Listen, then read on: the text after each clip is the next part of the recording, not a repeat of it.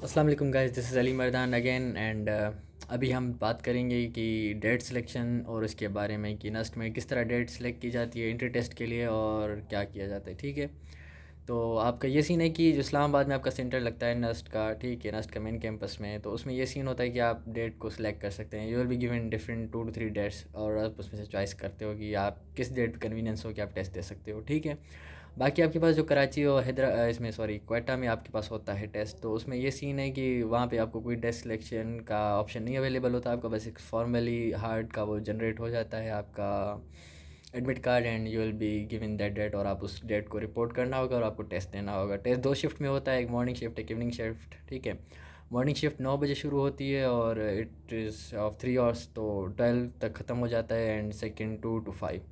तो इस तरह टेस्ट होता है। अगर हाँ आपके पास कोई जेन्युइन रीज़न है, बहुत जेन्युइन रीज़न है, तो आप नस्ट के एडमिशन कमेटी से बात करते हो and after having strong proofs वो आपकी date as per your convenience change कर सकते हैं for the test centres of Karachi and Quetta. ठीक हो गया। अब आपके पास स्कॉलरशिप पे हम बात कर लेते हैं कि स्कॉलरशिप में आप किस तरह अप्लाई करते हैं और क्या। जब आपका फॉर्म जनरेट हो जाता है, जिस तरह हमने पहली वीडियो में बताया कि भाई फॉर्म जनरेट हो जाता है, जब फॉर्म जनरेट हो जाएगा आपका, तो आप क्या करेंगे, फॉर्म को ओपन करेंगे। आपके पास जितनी डेटा होती है, आपको वेल प्रिपेयर्ड होना चाहिए कि आपके पास कौन कौन से क्वेश्चंस आ सकते हैं, मतलब उस फॉर्म में आपके पास क्या फॉर्मेट होता है, किस तरह फिल करना होता है। तो लेट मी टेल यू, जब मैंने पहली दफ़ा फॉर्म देखा था इन माई NET 2, तो आई वॉज शॉक्ड, कितना बड़ा फॉर्म भाई, कौन फिल करेगा, पागल हो गया हूँ मैं, सारा दिन फॉर्म फिल करता हूँ। इट्स बहुत बड़ा फॉर्म होता है ब्रो। तो आपको फॉर्म फिल करना पड़ता है सारा, ठीक है, आपको वाइजली फिल करना पड़ता है। ऐसे नहीं है कि भाई मेरे अब्बा की 40 है, मैं 40 लगा दी, ठीक है, अब भाई को मैं 5,000 मंथली दे रहा हूँ पॉकेट मनी, अपने लिए 15,000 रख रहा हूँ, बहन को 5,000 दे रहा हूँ। भाई तुम्हारी 25,000 तो सिर्फ पॉकेट मनी में जा रही, तुम कैसे खर्चे बताओगे फिर। तो you have to arrange things like that. तो मैं वाइजली, अब तुम्हारी जितनी सैलरी होती है उसको जो है ना अरेंज करना पड़ता है कि भाई मुझे मंथली पॉकेट मनी इतनी मिलती है, मेरे भाइयों को इतनी मिलती है, उनकी फ़ीसेस की प्रूफ्स देने पड़ते हैं, फ़ीस उनकी जो होती है स्कूल की या कॉलेज की या यूनिवर्सिटी की, वो भी मेंशन करनी पड़ती है आपको। ठीक है, और उसके अलावा आपके पास जो जितने भी आपके बिल्स आते हैं, यूटिलिटी बिल्स, जैसे हम इलेक्ट्रिसिटी का बिल होता है, वाटर का बिल होता है, गैस का बिल होता है और डिफरेंट मेडिकल बिल्स इवन, वो सारी आपसे डेटा वो मांगते हैं and you have to write the data. आपको वो सारी लिखनी पड़ती है फॉर्म में। वो सारा ऑनलाइन फॉर्म फिल होता है, कोई हार्ड फॉर्मेट नहीं होता कि आपको प्रिंट करना है या वगैरह, कुछ भी नहीं। सारा आपके उनके पोर्टल पे फॉर्म फिल होता है, ठीक है, सारे डॉक्यूमेंट्स, इवन आपका डोमिसाइल। मेरे कुछ फ्रेंड्स थे, इवन माई कज़न टू, तो उन्होंने स्कॉलरशिप के लिए अप्लाई करना था but they haven't got their domicile. तो आप अपना डोमिसाइल पहले बनवा लें, ठीक है, डोमिसाइल आपका जैसे बन जाएगा क्योंकि they ask for domicile too. तो आप डोमिसाइल वगैरह एवरीथिंग आप जो है ना उस पर अपलोड करते हो, पिक्चर्स उनके, आप अपने घर की पिक्चर्स अपलोड करते हो, आपके घर का किचन, आपके घर के कितने फ्रंट का व्यू, और आपके घर में जो आपका ये होता है ड्राइंग रूम होता है, तो इन सब की जो आप पिक्चर्स हैं ना वो अपलोड करते हो। ठीक है, तो ये सारी डेटा वो आपसे मांगते हैं। अगर हाँ आपका फादर किसी कंपनी के लिए काम करता है, प्राइवेट जॉब होल्डर है, तो आप उनका वो सैलरी स्लिप अपलोड करते हो। अगर गवर्नमेंट ऑफिसर है तो वहाँ पे भी सैलरी स्लिप जनरेट होती है। ठीक है, अब आप यू लास्क फॉर सैलरी स्लिप और वो आप जनरेट करवा के वहाँ से ना आपके पास आ जाती है फुली अटेस्टेड एवरीथिंग, तो आप वो अपलोड कर देते हो, ठीक है, उसकी पिक्चर। तो उसके बाद क्या सीन होता है कि अगर आपके फादर फार्मर हैं या फिर आपका ऐसे कोई दुकान शुकान है परचून का या किसी भी चीज़ का, तो आप क्या करते हो कि आप एक एफ़िडेविट होता है, एफ़िडेविट बनवाते हो और वहाँ के जो मतलब आप जिस उसमें रहते हो ना कि इलाके में, आपके वहाँ के मुख्तियार कारी असिस्टेंट कमिश्नर, तो वो अटेस्ट कर देते हैं, वो बोनीफाइड होती है चीज़, और वो आप नस्ट को पिक्चर भेजते हो पहले, बाद में दे ask for hard copies of that. ठीक है, तो आप वो सारा फॉर्म वाइजली फिल करते हो। ठीक है, आपको स्टेटमेंट्स देनी पड़ती हैं अगर आपकी अर्निंग बहुत कम है और आपके खर्चे ज़्यादा हैं। ठीक है, तो आप ऐसे कोई डाल रहा है कि हिज़ फादर्स इनकम और जो सैलरी होती है इज़ 50,000, और वो सारी चीज़ें जितनी डिटेल दे रहा है और सब वो सम अप करके वो उसी में होता है फॉर्म में। ठीक है, और वो जा रही है 65, तो दे लास्ट फॉर यू कि ये जो एक्स्ट्रा 15,000 है ये आप कहाँ से आ रहे हैं। तो आपको वो चीज़ें इस तरह जो है ना अरेंज करनी पड़ती हैं सारी। ठीक है, एंड विन हाँ हो जाता है कि समटाइम्स लाइक किसी के फादर की 50,000 है and her mother is also talented, कि वो भी शायद कमाती होंगी, या मतलब ऐसा कोई होता है ना कि स्किलफुल काम होता है, हमारे पास ये बनती हैं चीज़ें जो हैंडमेड्स होती है वो हम बेच रहे होते हैं। ठीक है, या फिर कोई और सोर्स ऑफ अर्निंग होता है बंदों के पास, या कोई स्टिचिंग कर रहा होता है किसी की मदर, तो वहाँ से भी थोड़ा बहुत जनरेट हो ही जाता है मंथली। तो स्टेटमेंट्स कोई वही दे, किसी के पास वो सोर्स ऑफ होता है कि पोल्ट्री चीज़ें होती हैं, मिल्क सेल कर रहे होते हैं, एग्स सेल कर रहे होते हैं, तो वो भी एक आ जाता है, ठीक है। ऐसे बहुत सारे लोग हमने देखे हैं और दे हैव दैट रीजंस।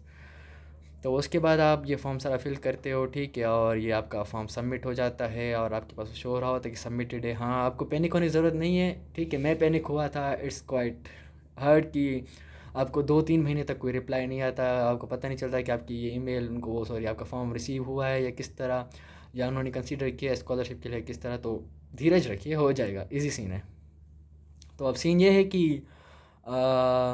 आपका वो स्कॉलरशिप फॉर्म सारा वो रिव्यू करते हैं, देर एवरी डिटेल वो चेक करते हैं, ठीक है।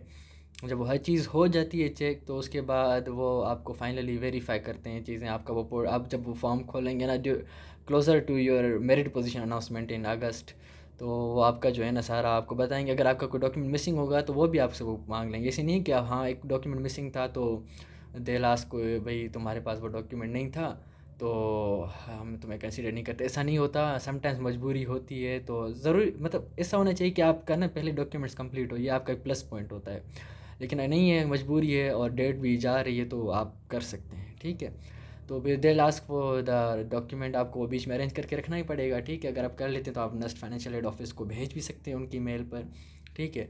तो आपके डॉक्यूमेंट्स कंप्लीट हो जाते हैं तो वो आपको वेरीफाई करते हैं, भाई आप ये सारे जो डॉक्यूमेंट्स जितने भी हैं ना, ये आप सारे हमें सेंड कर दें थ्रू कोरियर, TCS समथिंग।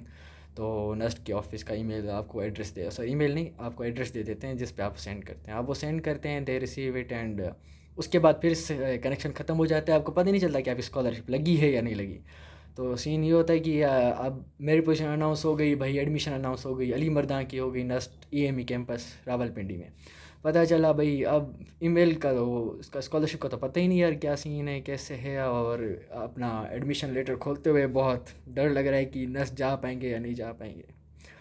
तो जैसे आप अपना फ़ीस वाचर खोलते हैं तो वहाँ पे सेमेस्टर फ़ीस का एक पोर्शन होता है, आपके डिफरेंट ड्यूज़ होते हैं, जैसे एडमिशन फ़ीस हो गया, सिक्योरिटी डिपॉजिट, वहाँ पे सेमेस्टर फ़ीस का भी एक होता है।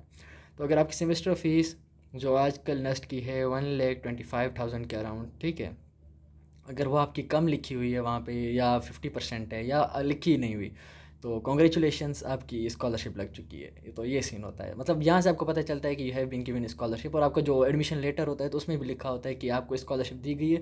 लेकिन ये सीन होता है कि स्कॉलरशिप आप अवेल तो कर लेते हैं फ़िलहाल के लिए, लेकिन जितनी भी गवर्नमेंट साइड की स्कॉलरशिप्स आ रही होती हैं या प्राइवेट ऑर्गेनाइजेशंस की स्पॉन्सरशिप्स आ रही होती हैं, तो आपको उनके लिए अप्लाई करना पड़ता है, ठीक है। अगर आप नहीं करते तो NEST will take action against you कि आप भाई क्यों नहीं अप्लाई कर रहे, बिकॉज फिर ये स्कॉलरशिप शिफ्ट्स होती रहती हैं, हमारे बाद भी स्टूडेंट्स आ रहे होते हैं, तो उनके लिए भी चीज़ें ये अरेंज करनी पड़ती हैं, ठीक है। और ये पहली यूनिवर्सिटी है जो आपको एडमिशन के साथ स्कॉलरशिप दे रही है, वरना डिफरेंट यूनिवर्सिटीज़ में अगर स्कॉलरशिप मिलती है तो आपको फर्स्ट सेमेस्टर या फर्स्ट ईयर पे करना ही पड़ता है। तो फिर आप नेक्स्ट में आ जाते हैं, ठीक है। आप नेक्स्ट में आ जाते हैं, आपका एक सेमेस्टर ड्यूरिंग सेमेस्टर या फिर सेमेस्टर के एंड में जो है ना आपके इंटरव्यूज़ होते हैं, आप वो वेरिफिकेशंस लेते हैं कि भाई जो बातें आपने इंटरव्यू उसमें फॉर्म में लिखी थी वो क्लियर हैं या नहीं। और फिर आपसे वो ये भी कहते हैं कि आप ज़कात फ़ंड से स्कॉलरशिप लेना पसंद करेंगे या नहीं, क्योंकि ज़कात फ़ंड इज़ क्वाइट एक फ़ंड जनरेट होता है और गरीबों को वो दिया जाता है, मतलब कमिंग फ्रॉम इंडर प्रिविलेज्ड बैकग्राउंड्स, ठीक है। अगर किसी की स्कॉलरशिप नहीं लगती और वो अप्रोच करता है नेस्ट को कि भाई मैं गरीब हूँ और मैं नहीं पे कर सकता, ये वगैरह different reasons, everybody has its own reasons. तो रीजंस की बुनियाद पर नेस्ट को एक ज़कात फ़ंड का एक उनके पास है, और वहाँ पे एक आलिम दीन भी मौजूद होते हैं जो फतवा दे देते हैं इस चीज़ की कि हाँ ये बच्चा अहल है और इसको देनी चाहिए। तो आपको ज़कात फ़ंड से भी स्कॉलरशिप मिल जाती है। और डिफरेंट स्पॉन्सर्स भी होते हैं यहाँ पर, और डिफरेंट फंड्स होते हैं, यूनिसेफ के आते हैं, इन चीज़ों के सब के आते हैं, ठीक है। तो आप आगे बात करते हैं, ठीक है। आपकी स्कॉलरशिप लग जाती है और उसमें सिर्फ आपकी सेमेस्टर फ़ीस ही कंसिडर की जाती है। आपके हॉस्टल, आपकी मेस, वो आपको खुद पे करनी पड़ती है और फिर टाइम पे करनी पड़ती है, ठीक है। और बाकी जो सिमिलर चार्जेस होते हैं, मेडिकल, लाइब्रेरी, ये चार्जेस ये आपको पे करने पड़ते हैं सेमेस्टर के, और वो होते हैं 2700, ठीक है। तो ये आपका स्कॉलरशिप का सारा सीन होता है, और you will get through it इंशाल्लाह, अगर आप डिज़र्विंग हुए। और आपको हमेशा जो है जो भी मसला हो, you can ask any time, और आप कमेंट करके आस्क कर सकते हैं। I let you know everything the thing you want actually, हाँ। सो ये चीज़ें सारी, और उम्मीद करता हूँ कि आपको आपके डाउट्स क्लियर हुए होंगे और स्कॉलरशिप का सारा प्रोसीजर पता चल गया होगा। आप लोग स्कॉलरशिप पे अप्लाई करें नस्ट में, अगर आप अंडर प्रिविलेज बैकग्राउंड से हैं। लेकिन हाँ, कोशिश मत कीजिएगा कि आप जो है ना थोड़ा नस्ट को डिसीव करना चाहेंगे, ऐसा नहीं होता बिल्कुल। They get it verified. अगर आपका कहीं पे भी पता चल जाता है कि आप गलत इन्फॉर्मेशन दिए तो आपकी एडमिशन कैंसिल हो सकती है। तो गाइज़, ये था आज की वीडियो के बारे में और ये स्कॉलरशिप के बारे में। इंशाल्लाह hope to see you people in the next soon. Okay, अल्लाह हाफिज़।